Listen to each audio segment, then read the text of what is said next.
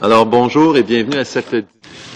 Good morning and welcome to the 10th meeting of the Standing Committee on Official Languages. This morning we have with us for the first hour the Honourable James Moore, Minister of Canadian Heritage and Official Languages. With him today is Ms. Judith Larocque, Deputy Minister, welcome.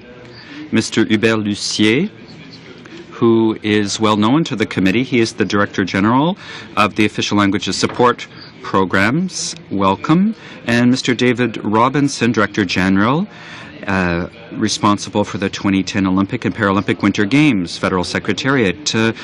Mr. Moore, welcome. You have the floor. Thank you. Good morning, colleagues. I'm pleased to be here this morning to say a few words about the next few months and what we have coming up in the area of official languages. And actually, I appeared before the Senate Official Languages Committee yesterday, and here I am today. So I'd like to take this opportunity to consult with you and work on these important issues. I'm really honored. I was very honored when the Prime Minister entrusted the official languages portfolio to me, first as Secretary of State and then as Minister. It is a portfolio of the utmost importance to me. French had an important place in my own family. 30 years ago, my parents enrolled my sisters and me in a French immersion school, starting in kindergarten. And today, I am more grateful to them than ever. I'm very proud to be one of the growing number of Canadians who speak French. There are 9.6 million francophones and francophiles in the country. I'm able to do my best, of course, to understand my constituents and Canadians and my responsibilities and the hopes and aspirations, I hope, of Canadians and Anglophone and Francophone communities throughout the country. Depuis juillet dernier, j'ai rencontré plusieurs... Since last July, I've met with a number of official language communities, including members of the organizing committee for the next World Acadian Congress. And we have invested over $4 million in this Congress. I also took part in roundtable discussions, bringing together community leaders in Vancouver, Moncton, and Edmonton. I attended the opening of the Jeux de la Francophonie Canadienne in Edmonton. I also attended Francoforce, first in Quebec City and then in Dieppe. There I discovered the next generation of francophones who are talented, daring, and proud of their roots. I also had the opportunity to talk with young people who are learning their second official language with others who are pursuing their university studies in French in a minority official language community.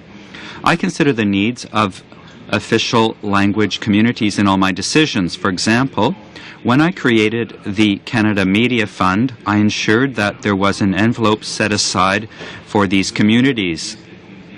For 2009-2010, the communities will retain the $10 million envelope set aside for them by the Canadian Television Fund. On a smaller scale, in early March, I had the opportunity to announce the allocation of funding to the 20th Festival du Bois de Maillardville. This community is a very old one, the oldest Francophone committee west of the Rockies. And obviously this is not the only important anniversary in the country this year. 40 this year. This anniversary is a real milestone, as the Official Languages Act was an excellent initiative for asserting Canada's rights, Canadians' rights, and opening up new opportunities to them. The recognition of our two official languages, the recognition of our history, has always been a part of my life and my country. Our linguistic duality is a treasure, and we want to take every advantage of this opportunity to make Canadians more aware of the benefits of having two world-class languages in our country. L'année 2009 sera cruciale pour ceux qui œuvrent dans le domaine des... 2009 will be crucial for those working in the area of official languages. The commitments made by our government last June, when the roadmap to Canada's linguistic duality was announced, are continuing to take tangible form. I can tell you that a great deal of work has gone into developing the roadmap. We took the opinions of a tremendous number of stakeholders into account. We drew inspiration from the committee work and reports from the Commissioner of Official Languages. We also considered the recommendations in Bernard Lord's report, as well as the findings of the Sommet des communautés francophones et canadiennes. The roadmap is a document of great scope and tremendous significance. It defines the Government of Canada's overall approach in the area of official languages while also presenting our objectives and strategies. I have said this often, and I will repeat it today. Our government is determined to keep its commitment and deliver to Canadians all the initiatives announced in the roadmap. 13 departments and federal agencies have contributed a great deal of work since the beginning. And I'm happy to add that another department, Indian and Northern Affairs Canada, has joined the group to meet the needs of communities in the territories. So that makes 14 departments now participating in the implementation of the roadmap. Our investment is unprecedented, $1.1 billion over 5 years. For 2008-2009, we plan to pay out over $180 million, in addition to the $15 million set aside in the 2007 budget for official language community activities. Announcements have started in sectors that we consider to be priorities: health, justice, immigration, and economic development, as well as arts and culture. I assure you that the implementation work is proceeding very smoothly. The Economic Action Plan presented in Budget 2009, recently passed by the House and Senate, clearly demonstrates our government's commitment to arts, culture, and heritage. The plan sets aside an unprecedented $540 million to provide support and sound economic return on our investment. La culture est aussi une composante nouvelle et importante. Culture is also an important new component of the roadmap.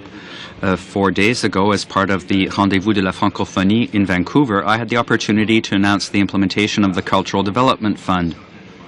Thanks to this fund, we are responding to some of the requests expressed by the communities. This fund will benefit from a $14 million budget over 4 years.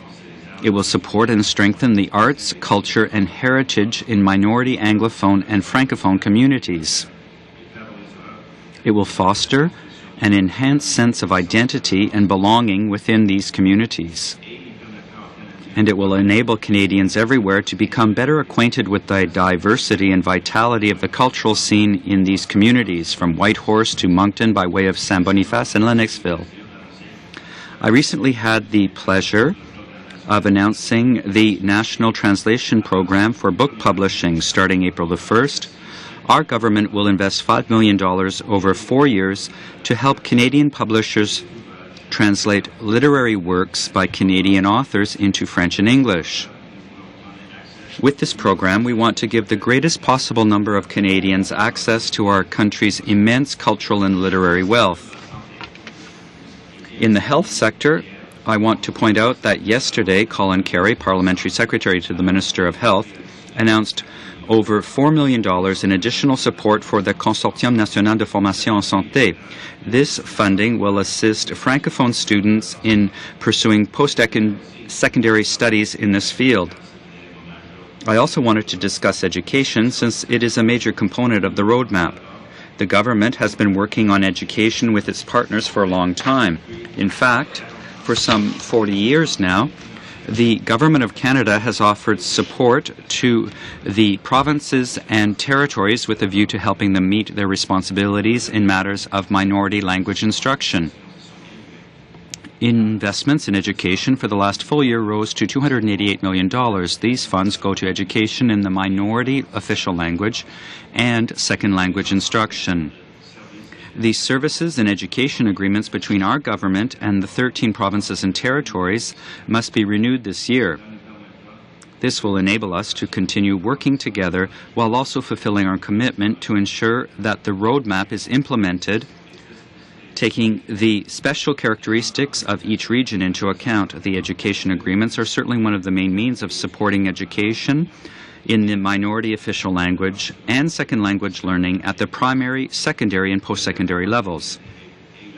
It is important for Canadians to have the opportunity to improve their proficiency in French and English throughout their education. From primary school through the post-secondary level, my mother taught in years past, and now my sister is a teacher, so I'm very well aware of the importance of providing assistance in this area. This is what we are aiming at in our work with the provincial governments, so that projects for enlarging community centres in the schools benefit our youngest. I am particularly thinking about the Centre Communautaire Sainte-Anne in Fredericton. Our government supported its expansion with a total contribution of over $6.6 million. In addition, Canadian universities are key government representatives when the time comes to talk about post-secondary education for francophones and francophiles alike. In January, our government gave a one-year extension to the Canada-British Columbia Agreement on minority language education and second official language instruction at Simon Fraser University. Our government thereby made a commitment to help British Columbia with the costs related to official languages, up to $1.2 million.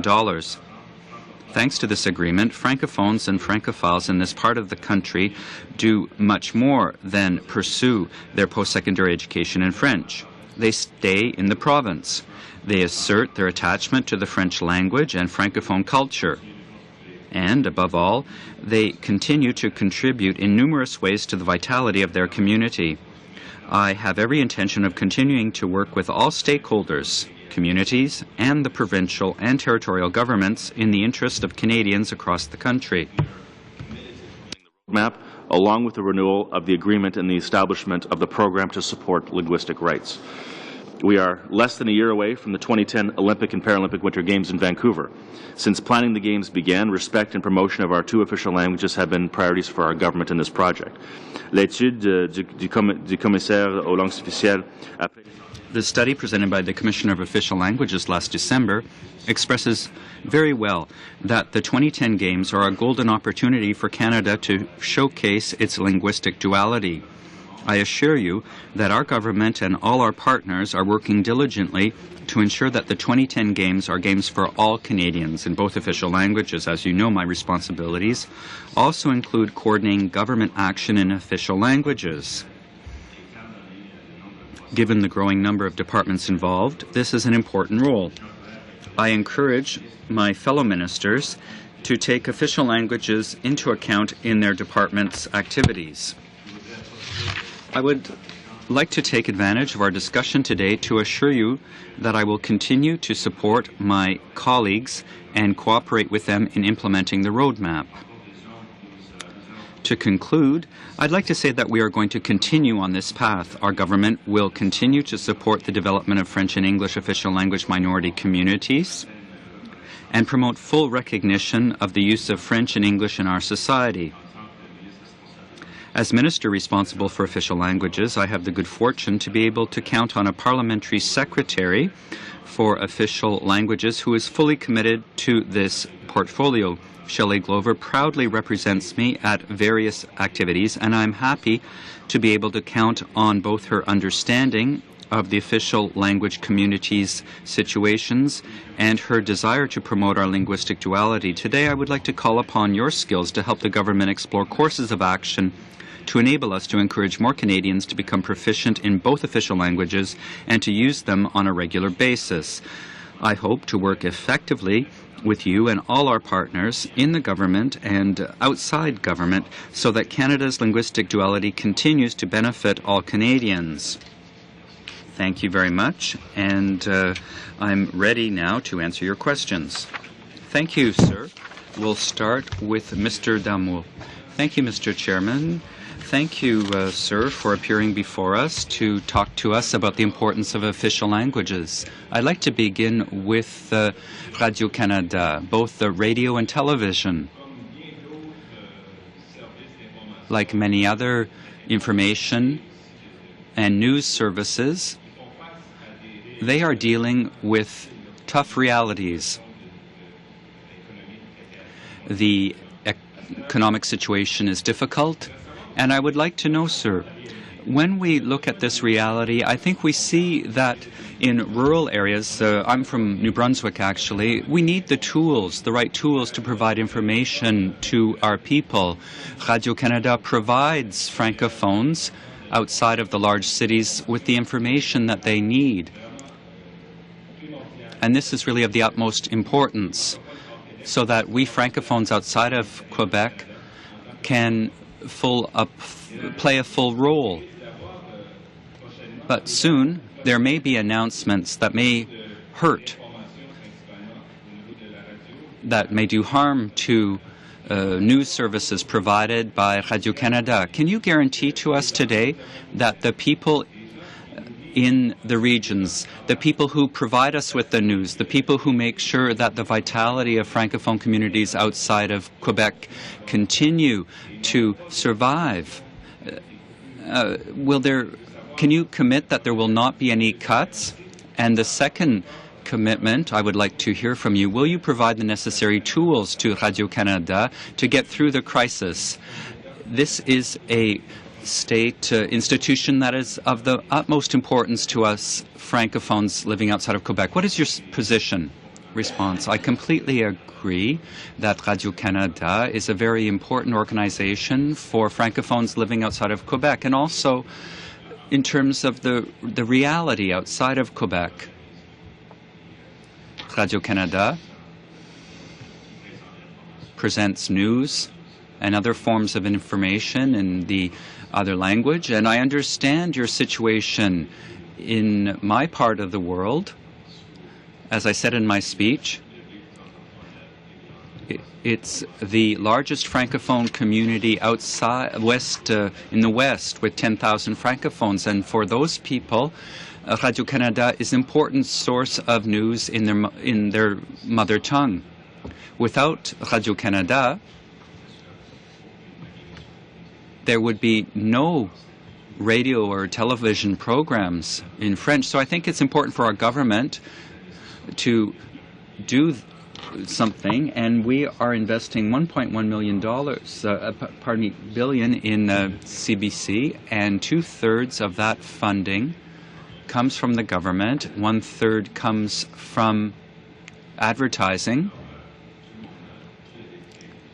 All the broadcasters in the private sector and the CBC are having difficulties, and I am quite confident. I've had several meetings with Hubert Lacroix, the head of CBC Radio-Canada, and I'm quite confident of his leadership, and I'm confident that he will be able to provide the services in both languages, top quality services that Canadians need. But Mr. Moore, offering services throughout the country is very important, and if the service is offered everywhere, that's all very well. But in the Atlantic region, I would tell you, for example, we may get all kinds of local news about a highway flooded in Montreal, but we don't hear about local realities. Could you guarantee to us that people in the regions will be there, representing the people in the regions, there to help and represent the rural people of Canada? Will you commit that the services will be provided? We don't just want one national service that provides only national news. Well, the government is continuing to make unprecedented investments in CBC Radio-Canada to help them fulfill their mandate during a difficult time, a worldwide economic crisis. We don't get involved in the day-to-day operations and decisions of the CBC and Radio-Canada, but I am confident in Mr. Lacroix and the CBC's leadership. They'll be able to deliver the top-quality service that Canadians expect from the CBC throughout the country. But will you give them the tools to offer these services? We've done this. We told you about the investments. Thank you, Mr. Damour. Thank you, Minister. So we'll continue with Mr. Nadeau. Welcome, Minister, and welcome to your colleagues from Canadian Heritage on official languages. Minister, straight away, I'd like to tell you about the support program for linguistic rights, which is, in a way, the lightened version or the diet version of the former program that used to exist. I would like to know the procedures that existed prior to the court challenges program being dropped is now replaced by a new program. These procedures that used to exist, will this mean that new cases could go forward? I see two questions here. First of all, on the new program for support for linguistic rights, that was your question? It's coming. Yesterday, 24 hours ago, we launched a bid for tenders to find where we were going to put this program, what institution would support and deliver this new program. So we've done our homework on that. Last year, my predecessor announced the agreement on that, and yesterday we launched that bid for organizations that may like to be or that will be responsible for the new program. Minister, my question perhaps was not clear. In existing cases, when we're looking at the new cases, how will we ensure that we're meeting the needs of people in these official language minority communities? The new representatives for communities, will they be funded? Will they receive support as they did in the past? So these representatives who were important stakeholders for communities. The Court Challenges program was dismantled in 2006. Those who were already there continued to receive grants, but there will not be new funding for new groups. Even if the case was there before 2006 and the procedure is ongoing, even if there need to be new witnesses brought forward, you won't accept these new witnesses. The witnesses, but not necessarily the interveners or representatives. The cases will continue. All right, so you'll accept these representatives, if you will, the ones that are ongoing, but not the new ones. All right. Okay. And when you created the new program, your predecessor, of course, you're responsible for the file now, but we were told then that there had been meetings here and there in civil society.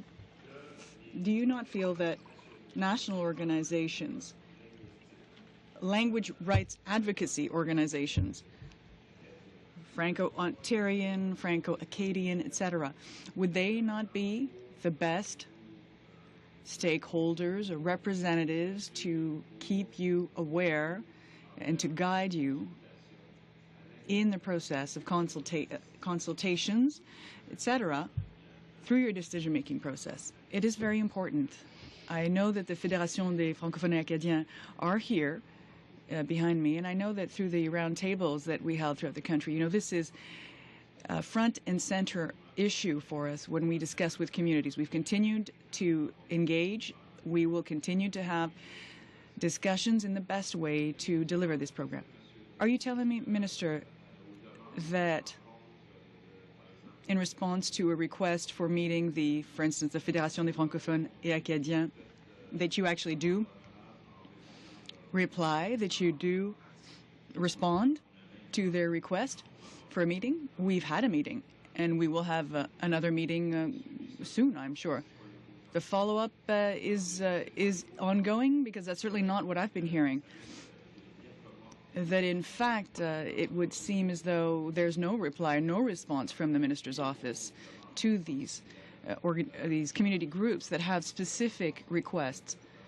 There are specific situations. For instance, I'm thinking of one in Alberta. There's some support that is being sought, and the Minister's door seems shut. You just look into it, Minister. You're not in a position to speak on who I've spoken to. That is false. I've had discussions with a number of organizations and will continue to do so. I can assure you that I take good care of these issues. Mr. Gaudin, thank you, Mr. Chairman. Welcome to the Minister. It's a change from your predecessor, who did not want to appear before the committee. It's regrettable, really. We only have an hour with you because the importance of these issues for minorities is undeniable. And I am disappointed that we didn't hear about this ahead of time as to the time limit. To continue on the issue of the court challenges, the Fédération des Francophones in Alberta had made a request to be one of the interveners before the courts. It's been refused. You said there would be no new interveners. I don't have the information, the name of the group. Perhaps we could check with the researchers. But there were some groups that were not denied, whose request was not denied. The Francophones from Alberta found that their request was denied. The FCFA, in the hearing of the agreement for new court challenges, that these cases were not going to just be closed, that they would be completed, that it looks as though we might actually be just doing half a court case rather than a full court case. How does that work? The decision was clear in 2006. As a government, the decision was made to dismantle the court challenges program. New interveners will not receive funding. Those who already existed, cases that were already ongoing, will continue to receive funding, but not the new ones. No. In 2006, it was clear it was over. Well, in 2008, according to the FCFA, it seemed as though there was a new agreement that was signed, and that we were going to complete those other cases that were under the former program. Anyways, I wanted to make that comment.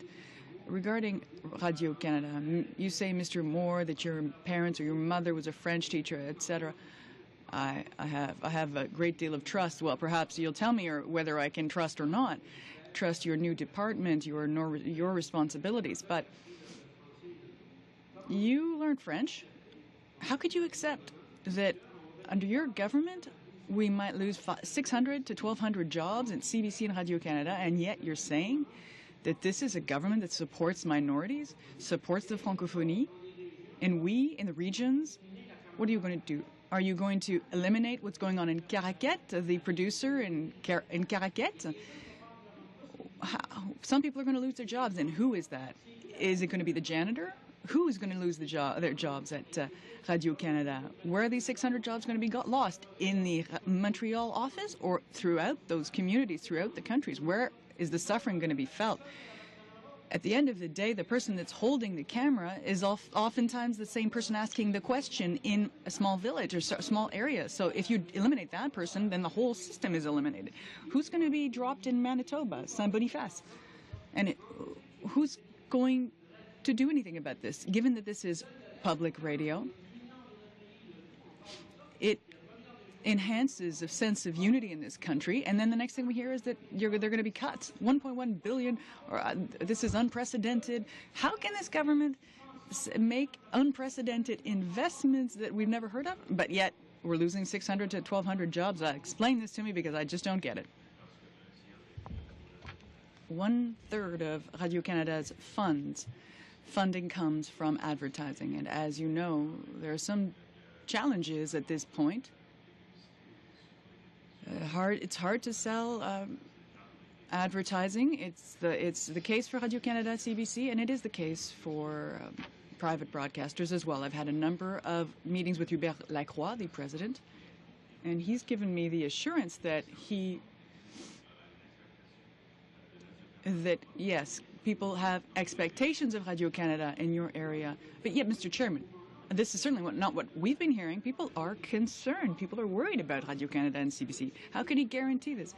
How I'd like him to be here. Guarantee to Canadian. Guarantee this. Tell us that there aren't any problems. GM, Ford, and Chrysler are going through some difficulties. The government says, yeah, we'll support you. Well, now, in this case, you're saying that 1/3 of the funding is from the private sector? What is that about? We'll continue to work with Radio-Canada. Do you want an answer, or do you want to keep? Well, what are you going to do? What kind of work are you going to do? We're going to work with them to ensure that the unprecedented grants of our government will be ongoing, and that Radio-Canada does receive the support of our government. Mr. Gaudin, let's be clear. The 2004-05 budget for Radio-Canada increased, and the NDP voted against it. The 0506 also increased. NDP voted against it. Mr. Chairman, the 2008, same thing. Mr. Chairman, let's be clear. Are we supposed to all agree with what Stephen Harper? Order, Mr. Gaudin. I'd like to ask you to allow committee members to continue our business of the day. Our time is precious. Comment inaudible from Mr. Gaudin. Ms. Glover. Thank you, Mr. Chairman. Welcome to all. As a new member, it's really an honor to work with all of you. You just mentioned the increases, Minister, and I'm really proud to see as a new member how much money is being invested. Is it correct that your roadmap is in fact, this is the most ambitious commitment ever made in the history of this government? I will try to answer this very tough question. Thank you. It is important, as you know, as a member for Saint-Boniface, you know that 1/4 of your voters are francophones. It is a 20% increase over 5 years.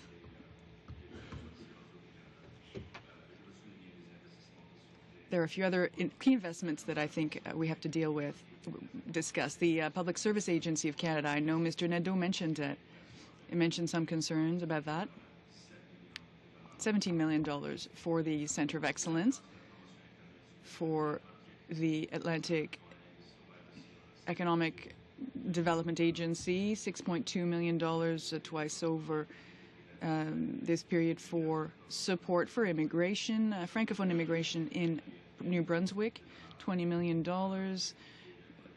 for other programs and for economic development in the regions of Quebec, $10.2 million for development initiatives for justice, $93 million for the Implementation Act on Contraventions Access to Justice in both official languages, and the Coordinating Framework for Heritage Canada and ourselves, $611 million worth of investments on human resources and social development, $94 million for the official language community, minority community, pilot projects for literacy, early childhood, for improving NGOs, support for early childhood, $174 million. These are key investments in a variety of the Government of Canada's responsibilities. I think Canadians will feel the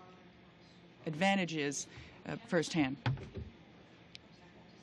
Thank you, Mr. Chairman, and it's wonderful to celebrate our accomplishments. I know we're all looking forward to the Olympics.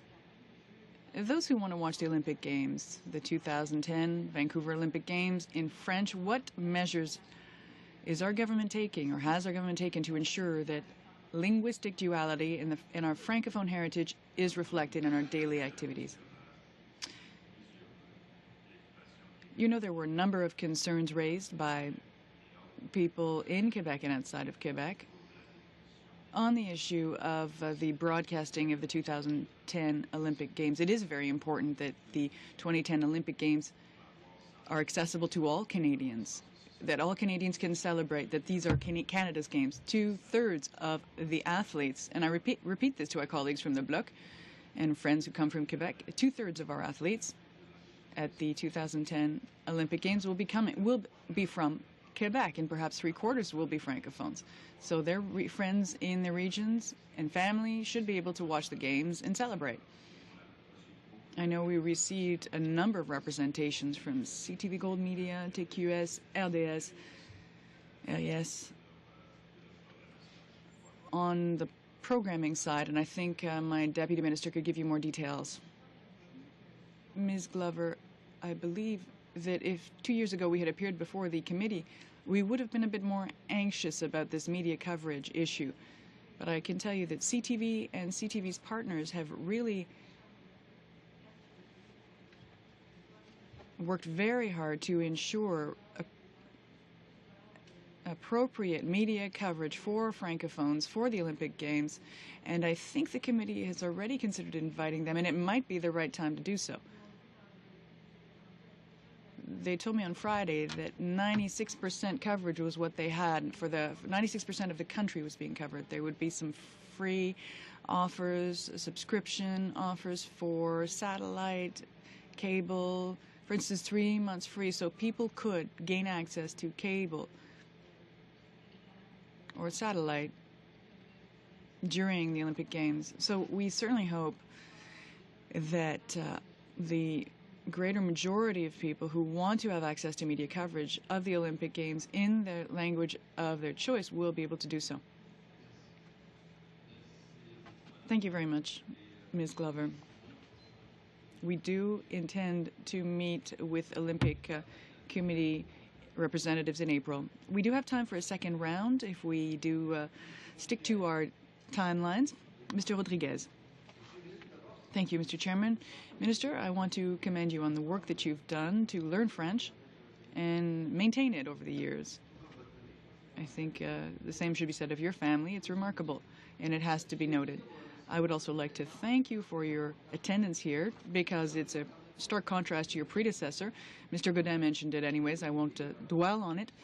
The committee felt somewhat insulted last year because the minister refused to appear. It was at the time when we were discussing the Court Challenges program, and I have a question for you. And I will get to something else, but in light of everything we've seen, do you think it was a mistake, the cutting or the dismantling of the Court Challenges program? Do you think now that it wasn't a mistake to cut the Court Challenges program? No, I voted in favor of it. Mr. Yvon Godin is not pleased with my vote on that, but listen, we finished, we put an end to that program, and we will be implementing a new linguistic rights program. It's a decision that we made in 2006. We were re-elected as a government, and I think Canadians are satisfied with our record. Some may be satisfied, others no. In any event, you were re-elected. This is a democracy, says the minister. Well, let's change topic very quickly. The roadmap. Some people would say that it's been on the table a long time, and there were some consultations and pre-consultations here and there, went to the minister, came back again. So I see the Dion plan here kept for 5 years with a few additions. That's all I see. A few additions like $240 million. You call that just a little addition? We don't see the details. We see what was found in the Dion plan and extended, but what's new in in terms of culture? There's really nothing practical here. You're not quite sure where to go. You bring something new in, but things are just dragging along. It's a 5-year program, you know. Well,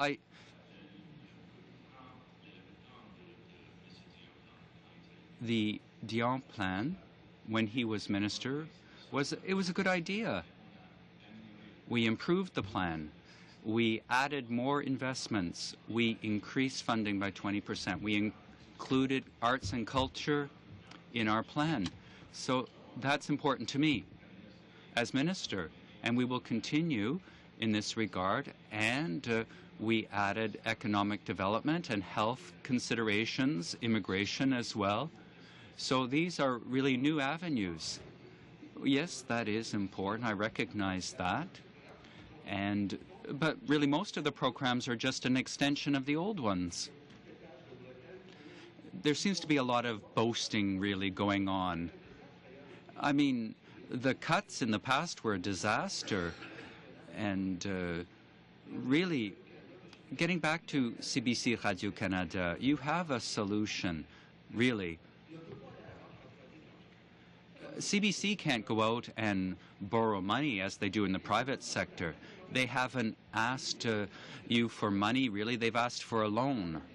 They're saying, give us some bridge funding, so to speak, during this difficult time because of the lack of advertising revenue. And once things are going better, we will pay the loan back. But you're refusing. You're saying, no, you're on your own. Why are you refusing to let the CBC go out and get a loan? The problem is there, and really looking ahead, yes, we have to look at the potential of going out and getting a loan or funding. Now, if advertising revenue is going down, that's one thing. Will it rise again? The industry is in a crisis. Some people are saying that advertising revenue will not come back to former levels. So that's a possible problem. If Radio-Canada CBC continues to depend on one-third advertising and two-thirds from the Canadian taxpayers, what will happen in a year or two from now? What if advertising revenue continues to drop? What if that revenue doesn't recover? What if that happens? The CBC would also have to repay a loan. That could happen, and that would be a true crisis at the CBC. As I said to Mr. Gaudin, I've been working with Mr. Lacroix, and I've met with him several times, and he says he can continue to provide the services to Canadians. Thank you. Ms. Gay now. Thank you, Mr. Chairman. Good morning, Mr. Moore. I had an opportunity to see you on the weekend on Tout le monde en parle. It was a good effort. I have some concerns. The plan for the Court Challenges program, we've heard a lot about this program that was cut. We've been hearing about this since 2006. 2 years have gone by, and we still have no news. We're still waiting to see what is coming down the stream. But you continue to say that things are being worked on, but really, what program is going to be introduced to replace the Court Challenges program? When? How will it be introduced? And who will be able to benefit from the new program? Well, the Linguistic Rights Defense Program will be coming in by the end of 2009. We sent out a call for proposals recently, and we are hoping that the program will be led by an arm's-length group, and we are waiting for proposals from organizations that want to get involved. So before the end of 2009, I have another concern that is very important. When we look at the whole situation of judges at the Supreme Court who are not bilingual, all of these judges should be bilingual. When you look at the whole issues of Canadian ambassadors who are not bilingual, that just won't do. All Canadian ambassadors should be bilingual. Deputy ministers who are not bilingual, that should be a requirement. Deputy ministers should be bilingual.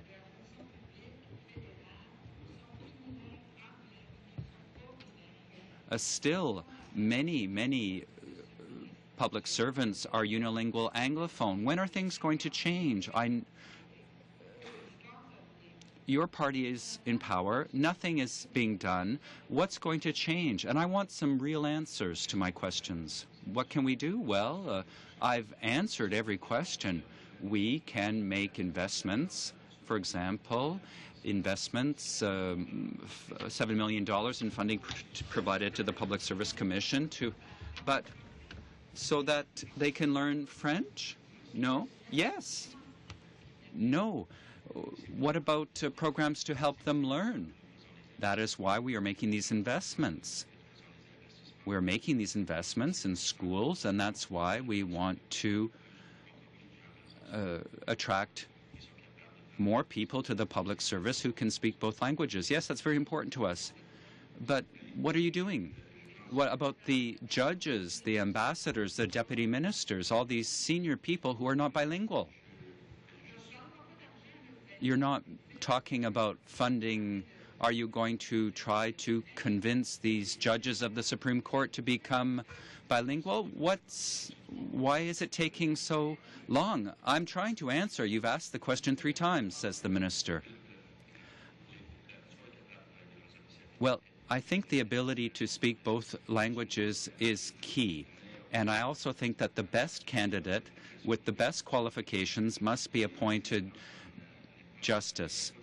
And if the person is totally bilingual, all the better, but it should not be the only prerequisite. There are other requirements that are important: judgment, ability to work hard, good communication skills. These are the things that are important. These are the key skills. If the person is not bilingual, does that mean the person should not be qualified to take up a position on the Supreme Court? I'm not talking about skills. I'm talking about when you find someone, let's say a deputy minister, you hire a deputy minister, or you appoint a judge to the Supreme Court, why do you not insist that they learn French, the other official language? These people have to be able to speak both languages. They must be bilingual. There's no requirement right now. When someone becomes a deputy minister, it's after many years of serving the public. And sometimes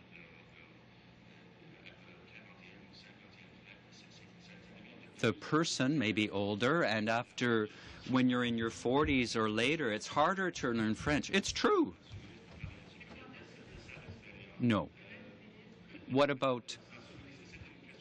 This is an important issue, if I could respond, says the minister, very quickly, because we're running out of time, says the chairman. I could give my own experience.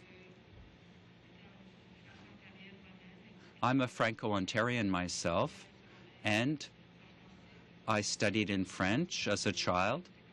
I studied in English at Carleton. And partly that was to give me an opportunity to speak English more.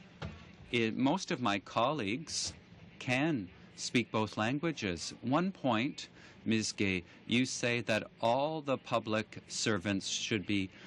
Well, there are some geographic regions of the country are not designated bilingual, and within these designations, these areas, there are people who don't have those skills.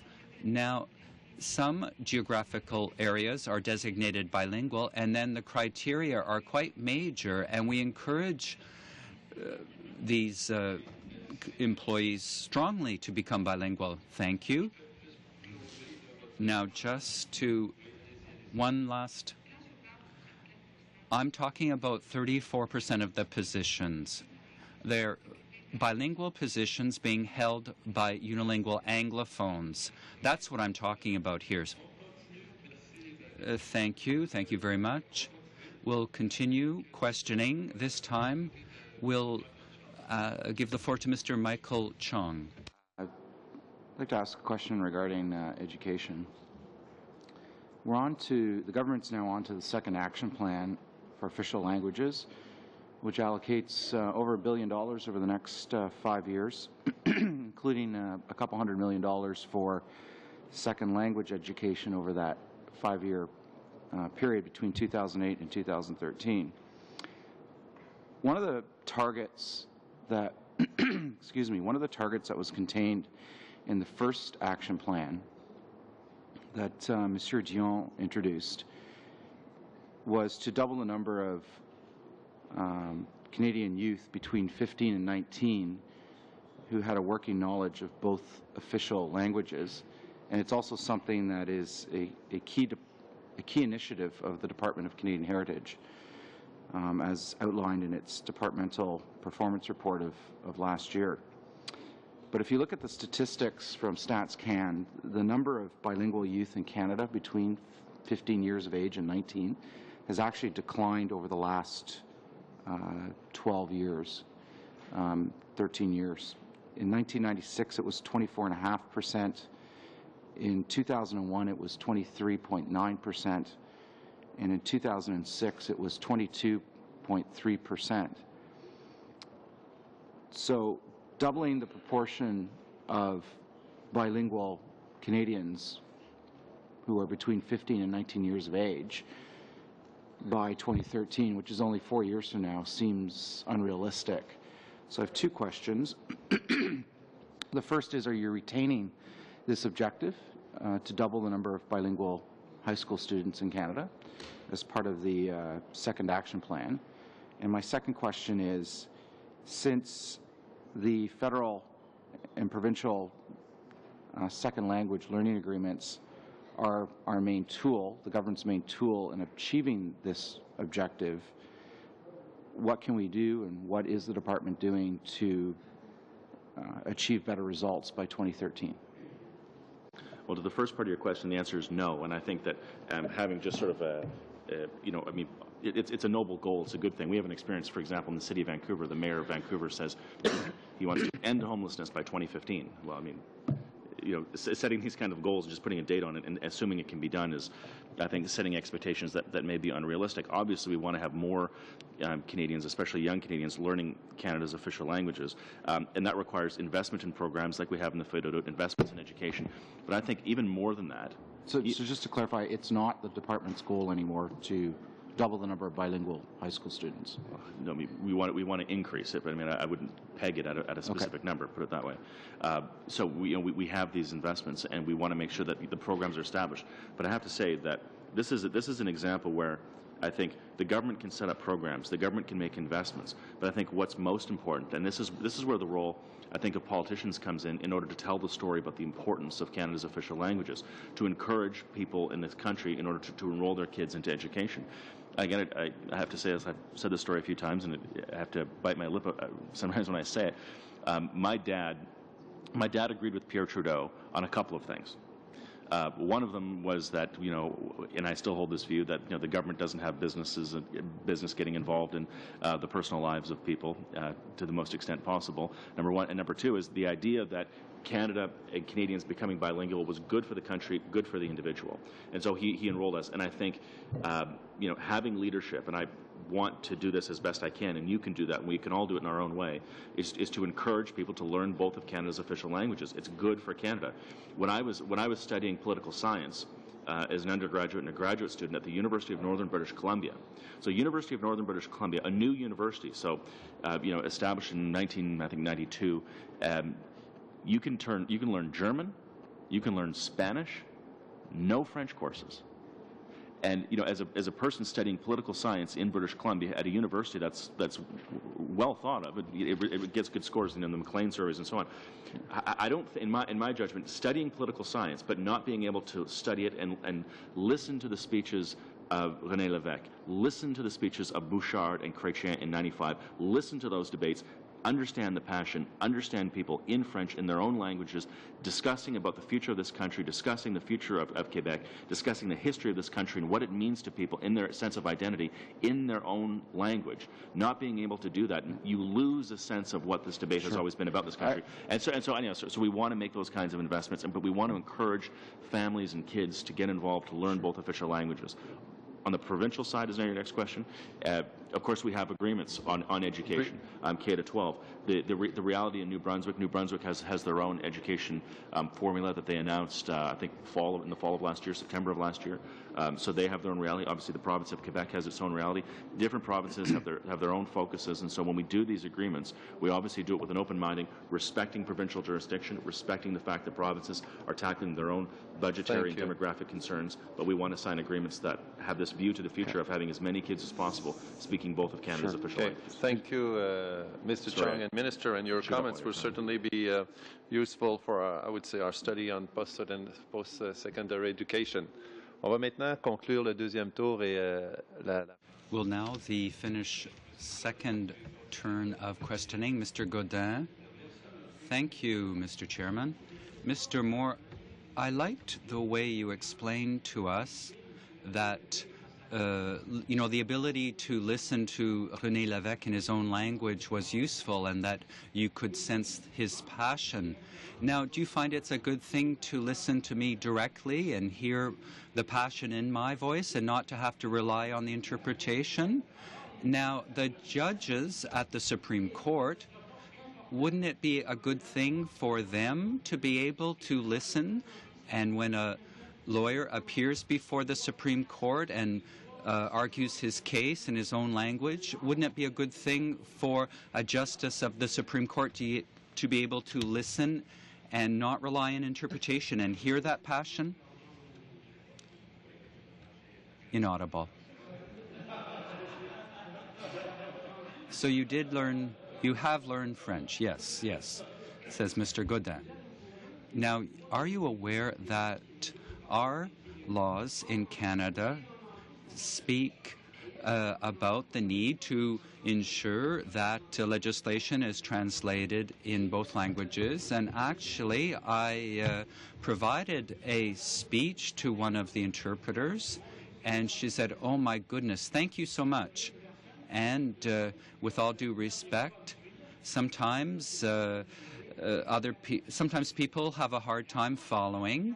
And, the Supreme Court of Canada is the last authority in our country. If we plead a case before a provincial judge, well, they are bilingual. They can understand both languages, and I can understand as well. The federal court, there may be 50 or 100 judges there.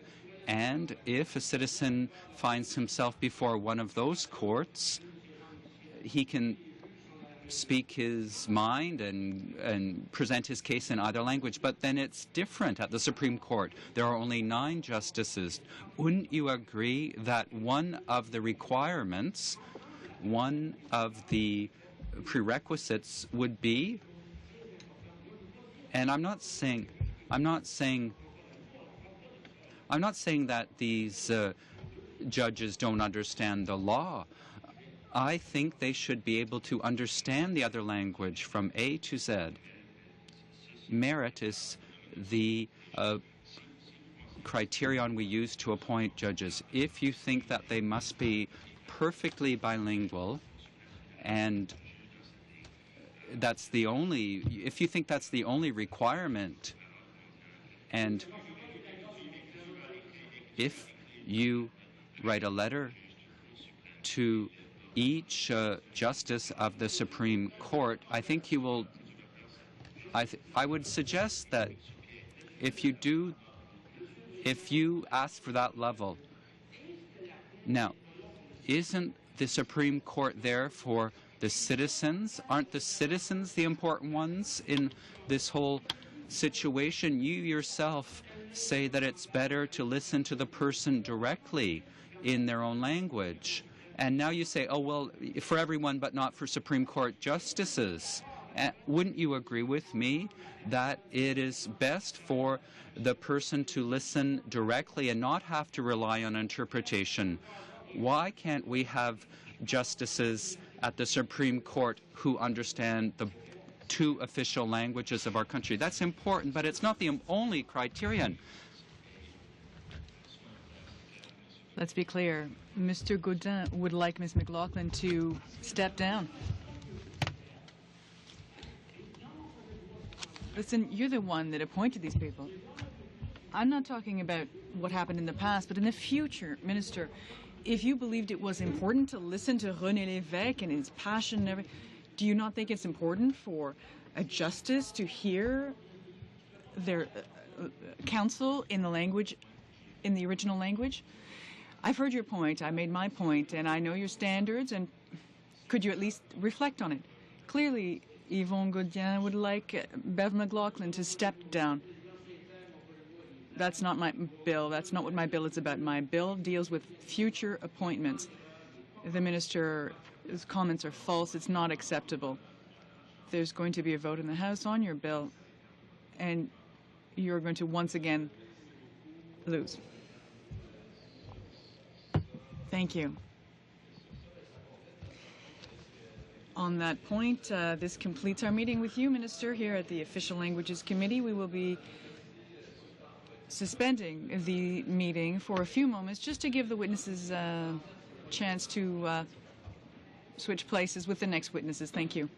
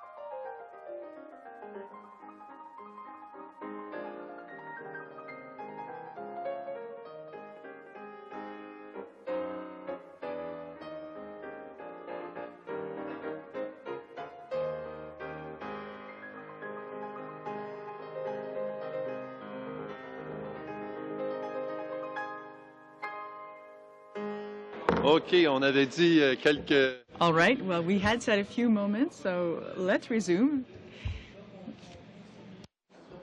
J'inviterais les... I would call on the members to come back to their spots if they want any time to question the witnesses. Yes.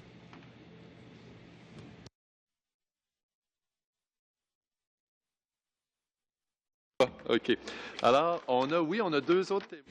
Yes, we do have two other witnesses. In fact, three. It's even better than that. On behalf of the committee, I would like to welcome Tom Scrimger, Assistant Deputy Minister Planning and Corporate Affairs. He is also a regular visitor to the committee, Mr. Hubert Lucier, Director General Official Languages Support Programs, and the Senior Director Official Languages Secretariat, Jérôme Moison. Gentlemen, welcome. Did you have any speaking notes? No. We're just continuing along with the same themes of our meeting. In other words, the departmental priorities and the roadmap on official languages. Ms. Zarak for the third round of questioning. Ms. Zarak, did you have any questions? Deferring to Mr. Rodriguez. Yes, just a clarification, really. In the same vein as I was asking earlier, further to the consultations on the report, it's almost like an extension of the Dion plan with a few add-ons, which is all right if it's a good plan. I mean, it was a good plan, the Dion plan. But in tangible terms, what are we talking about? What are the add-ons in the roadmap what are the things that didn't exist before? One moment, please.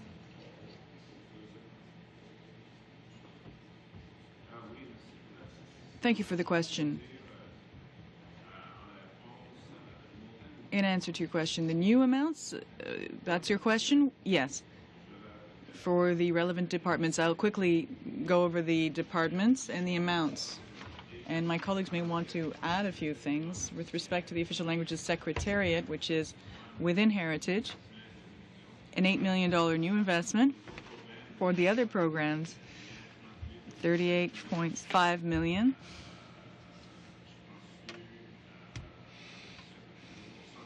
Health Canada, $59.3 million. RHSD, $55 million. These are new programs. Within the global amount, it may be continuation or extension of the program. No, I don't want extension of programs, that kind of information. The government seems to be boasting about this roadmap. Well, based on what I'm seeing, which, I mean, it is normal. It's in large part what we already had implemented. It's an extension of that. But what I want to know is what's new. As we said, there are two new aspects. First of all, there's increases that are above and beyond the extended funds. At Health Canada, we added certain funds on top of the continuing envelopes that existed. So that's an example. Just as well, there were additional amounts that were above and beyond what already existed in the continuation of the programs. The Heritage Canada Continuation Fund, that's a new fund. The support for immigration in New Brunswick. This is what is the Cultural Development Fund? $14 million? That's it for culture? For 4 years. Support for immigration in New Brunswick. Amounts given to the APICA, $10 million over 5 years. $4.5 million for artists under Canadian Heritage for over 5 year period. I could give you the full list. I could send you this list. There are 10 to 15 new initiatives with amounts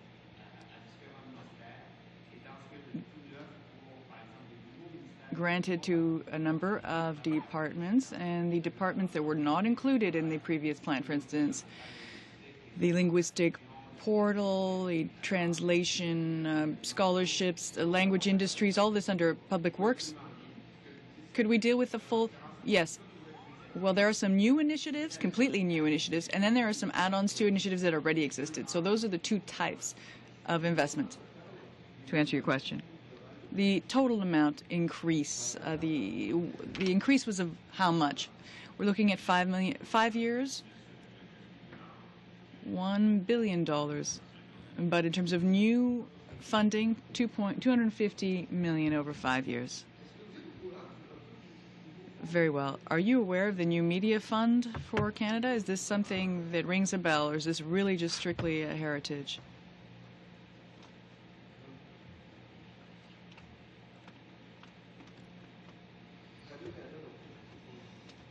Radio-Canada, that's not us either. Hello. Go ahead, Jean-Claude. Mr. Chairman, through you, thank you. I would like to understand one thing. You say there have been some additional amounts dispersed, but in the amounts, where we're talking about escalating funds in the Dion plan to reach a certain amount. If you had the amount for the final year of the Dion plan multiplied by 5, is that would that amount to the $1 billion fund? If you were to extend the funds from the last year over 5 years, that's not $5 billion. That would $1 billion rather over 5 years. It would be not quite 1.1 billion. There were some add-ons to get to that amount. Yes, but your side, the official languages side, and my colleague said earlier on Radio-Canada, CBC issues, you say that it's not your responsibility, but official languages is your area directly. If we can't offer services to francophones outside of Quebec, then that goes to the issue of what we need in our communities. So why would it not be related to what you're doing? Quickly, if you will. On the one hand, to repeat what the minister said earlier on, it's the board of the Radio-Canada's decision, in fact, to administer the work that goes on at Radio-Canada. And to answer your question, Radio-Canada is an association or organization that is designated under Part 7 of the Official Languages Act. And coordination is a responsibility for the Department of Heritage, for the Minister of Heritage. So we are in a constant relationship of responsibility with them. There are some accountability factors as well that have to be dealt with. As officials, we constantly discuss matters of official languages with Radio-Canada and matters of minority language communities. Thank you, Mr. Damour. Thank you to the witnesses. Mr. Petit. Good morning, gentlemen. I have a small comment to make, and I'm not sure who will be able to answer this question. Last year, there was an article in a paper in Quebec. You know, our minister was saying that there was some money being granted for immigration. You know, immigration is a joint area of responsibility, federal, provincial, for Quebec, and several Quebec organizations are there to support immigrants, encourage them to learn a language other than the language of origin. Apparently there have been some complaints that money transferred by the federal government supposedly to serve to give immigrants French language instruction, education, and training, that the money was dispersed, but these groups, these immigrant representative groups, say that no, the money did not show up, that essentially the provincial partner received the funds. But that was a preamble, specifically on immigration now. You meet with the provinces and territories. I would like to know whether you follow these funds, whether you track them, the public taxpayers' money, to see whether services are rendered to ensure that immigrants are getting these language training programs. I don't know if we can answer your question specifically, sir, but the department that is responsible for this issue, citizenship and immigration, is responsible for tracking the funding to ensure that funds are spent in accordance with the contribution agreements and partnership agreements. We in the Secretariat have some idea of the programs, but no detailed knowledge of it. If there were specific answers, we could ask our colleagues at CIC to provide you with a more comprehensive answer, but I will defer now to my colleague, Mr. Moisan, to give you a few comments. One comment, in the roadmap, the amounts really deal with Francophone immigration, so it deals with all provinces outside of Quebec. So the issue that you're raising, if it was raised in Quebec, then it wouldn't be roadmap funds, because roadmap funds are for Francophone immigration outside of Quebec. There are no funds transferred to the government of Quebec for matters of immigration within the roadmap funds. Do I still have a moment? 2 minutes, Mr. Petit. Mr. Moisan, In the same vein, the COFIs, an organization in Quebec, are complaining about some problems in an area. They are complaining that the money dispersed for providing training in one of the two official languages. Have you heard of a problem? Because these COFIs are saying that there is a problem. Are you aware of this? That money is not being dispersed to the right place in the appropriate timelines?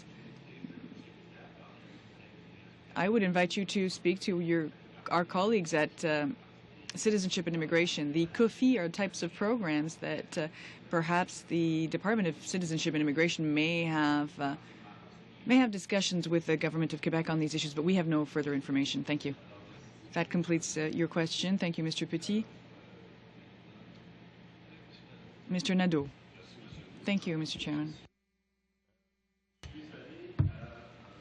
Good morning, gentlemen. I attended a meeting of the Canadian Research Institute that was held at the Canadian Museum of Civilization on the Gatineau side two Fridays ago. I think you were there. I was there. Excellent speeches were delivered. Some of your former colleagues making speeches, and people on the research side as well, talking about the 40-year anniversary of the Official Languages Act. It was very interesting. One of the aspects that was raised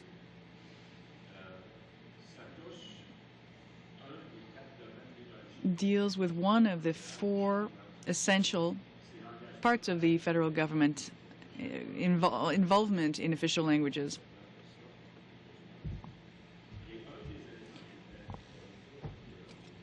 So one of the issues raised by someone that you know and that I found very relevant, well, what I would like to know is what you think of this. Recruitment of new staff to new public servants, essentially. Apparently, the federal government does not advertise as a bilingual employer.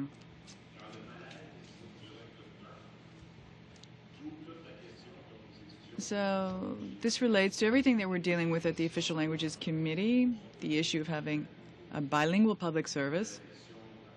There is the issue of training at the primary, secondary, and university level, the issue of learning both official languages. But the federal government really isn't out there showing itself to be a bilingual employer when the time comes to recruit. So really, you're providing some grist for my mill. So changes are needed in this regard. And this was an observation made by someone who is very familiar with the Canadian Public Service. Mr. Nadeau, I didn't have an opportunity to take part in that event, so it's hard to answer your question without more context. You say that the federal government does not portray itself as a bilingual employer. Perhaps you could ask that question of a colleague from Treasury Board. I could just say from my own experience after 30 years in government, the whole issue of bilingualism and positions, that's a key element, be it within government and increasingly we are being told that we have to have that capacity to serve Canadians in both official languages. And I spent 5 years at Transport Canada, and we saw an increase from 56% to 98% in the number of, in the percentage of bilingual positions in that organization. So it's hard to answer that question. How can we deliver that experience within Canadian heritage? We have that bilingual environment, and our recruitment efforts take into account our needs and obligations regarding official languages and the whole reality of linguistic duality. Mr. Chairman, I'm a bit disappointed with the answer. Indeed. When I speak to federal government employees or people who work for Crown corporations, people who live in this area, in Gatineau, for instance, and they tell me that they have to work in English, otherwise certain things can't be communicated properly because other people in the organization don't understand French. And we hear this comment quite regularly, and the federal government also has executives who do not speak French or cannot communicate in French. That's a major problem. And just to conclude, Mr. Chairman, the two senior officials meet, and one says, hi, how do you do? How was your weekend? And the other one says, oh, my weekend was very good. And now the other one says, maintenant, nous allons parler français. And, you know, that was a joke that cynical people used to say years and years ago.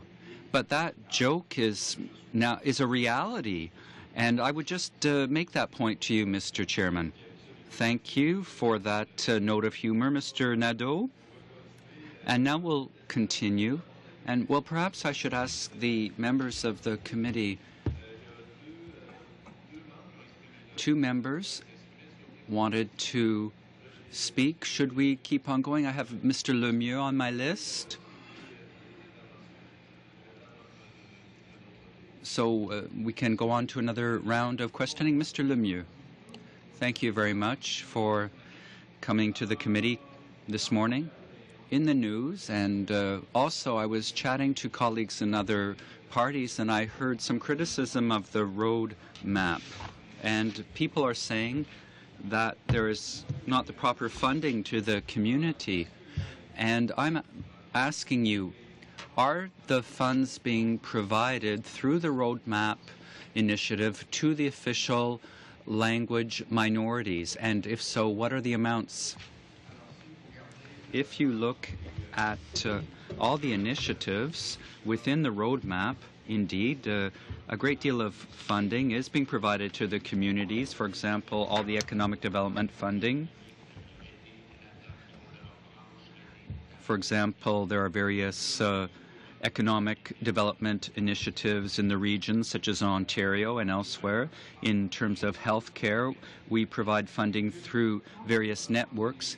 Now, when you mention an organization that receives money from the roadmap, could you provide us with the amounts, if those amounts are available?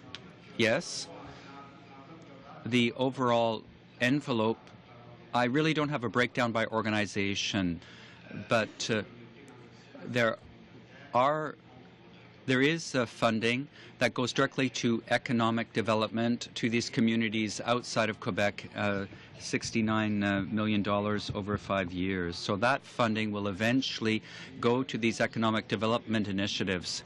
But right now, is funding being provided through the roadmap? Yes, absolutely. You're clear on that point? Yes.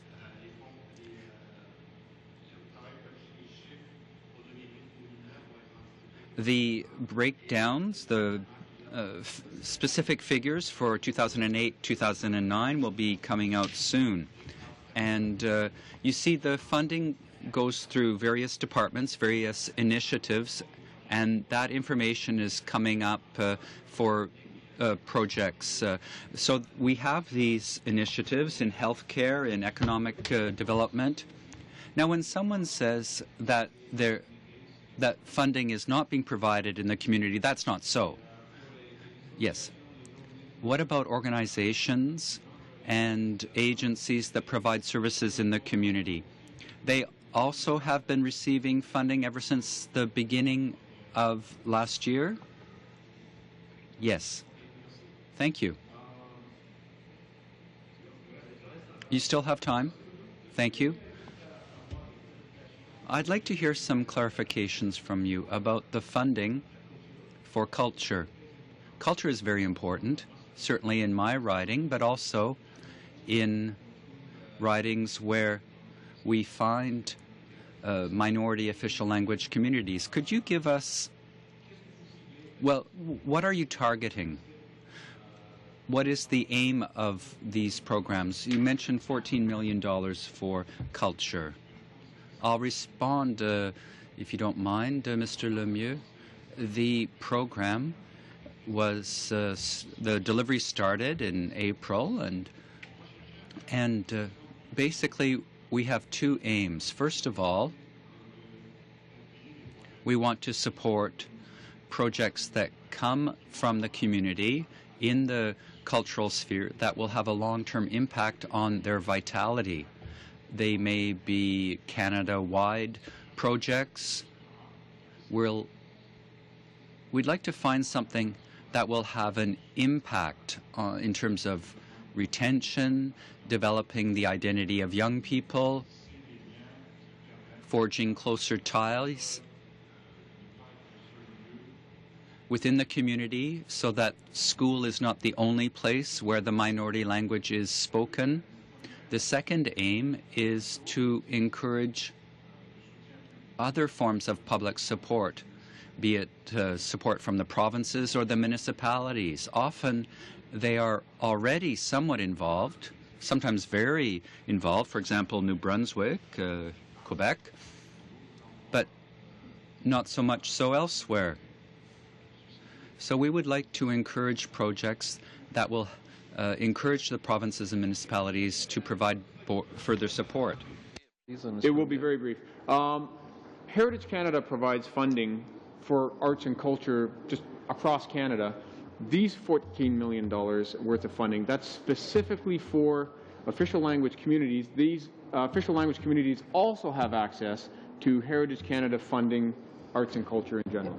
Absolutely, and it is over and above what you refer to when you say that the heritage programs and the agency programs already support minority community cultural projects. Thank you. Okay. Thank you, Mr. Lemieux. Maintenant, je pense que Monsieur Gravel.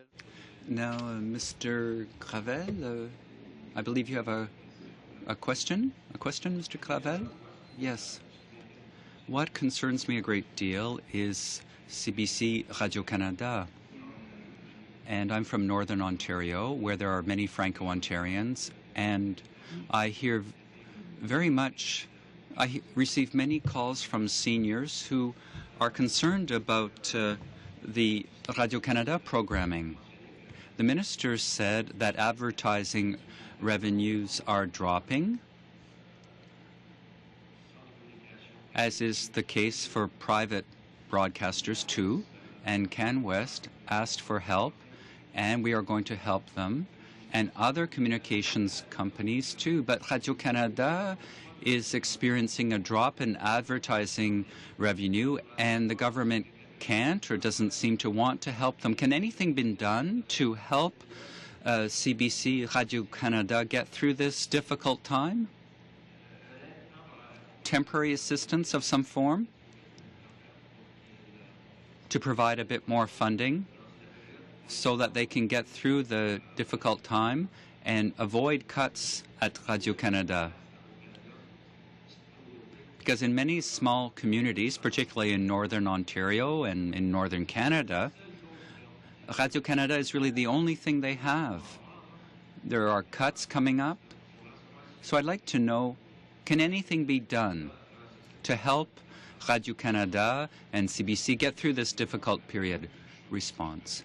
I really couldn't add anything to the minister that the minister just provided earlier this morning. He explained that he had had conversations and he had received assurances. Really, as a public servant, I'm not in a position to discuss a decision taken by the minister. Perhaps you could pass on those concerns to the minister? Thank you, Mr. Gravel. I think this concludes our list of speakers. I believe Mr. Chong wished to ask a question quickly before we adjourn. Mr. Chong.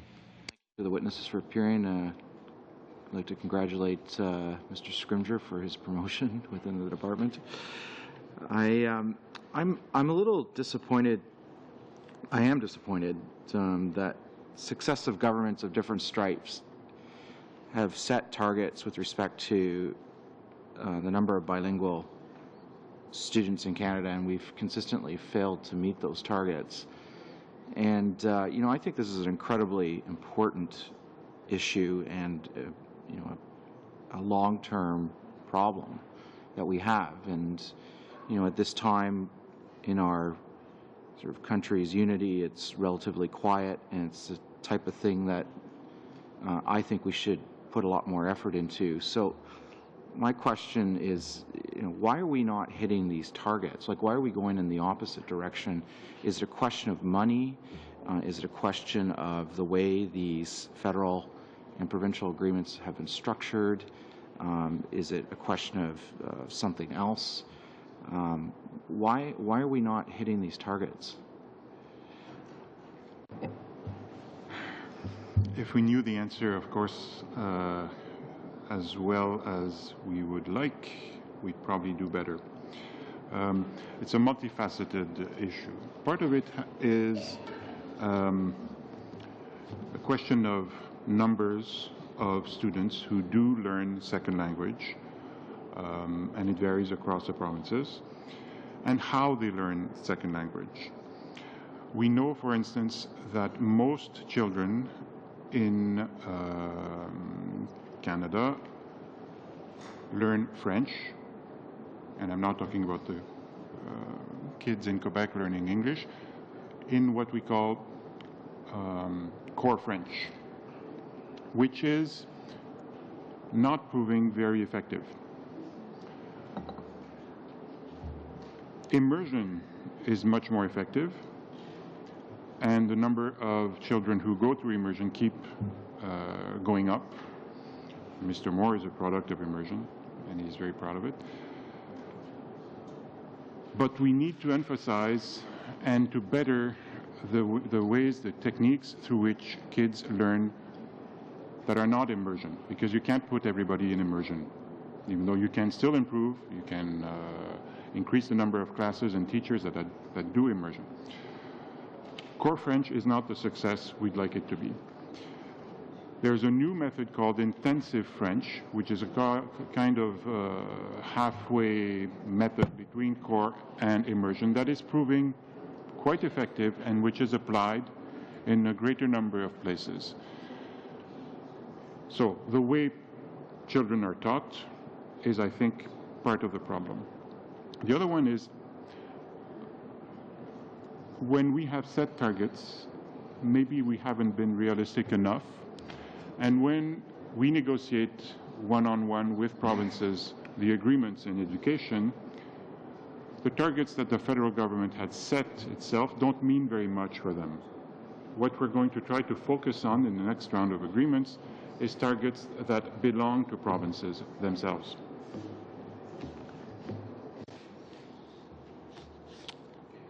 Merci beaucoup. Thank you. Merci, merci, merci.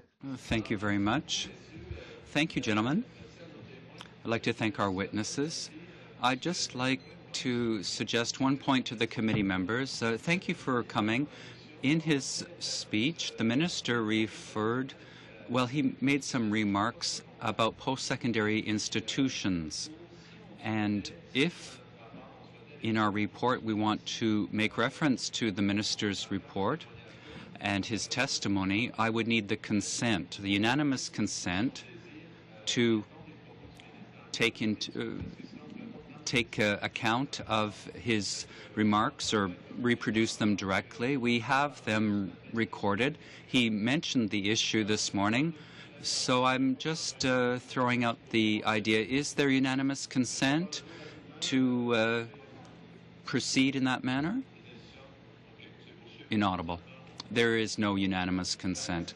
Thank you very much. Until the next meeting on Thursday morning.